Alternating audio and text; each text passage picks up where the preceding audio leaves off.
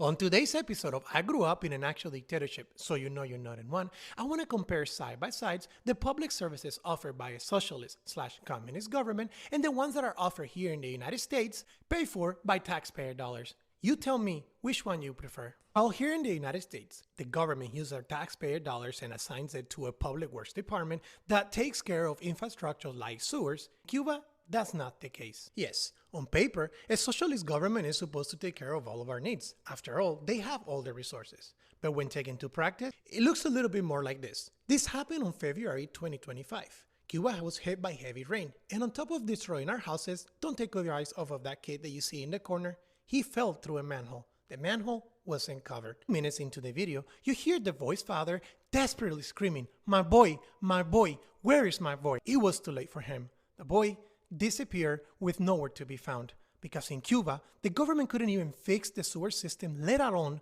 cover all the manholes. Didn't even get any funny ideas about suing them. Because in Cuba, a totalitarian government that rose to power through socialism and communism, trying to sue them over the loss of your son would only get you thrown in jail. In the United States, the government with our taxpayers' money takes care of all the public areas such as the sidewalks and the street.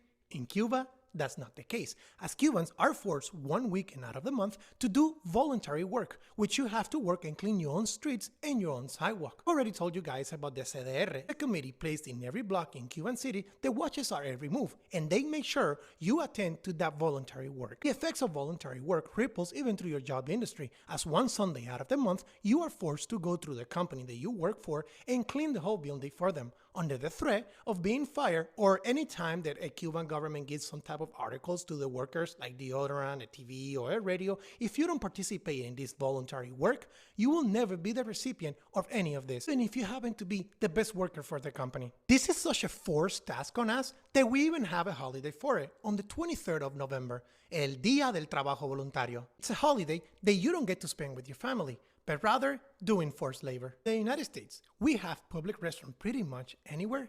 In Cuba, that's not the case. In fact, let me walk you through a very common Cuban experience.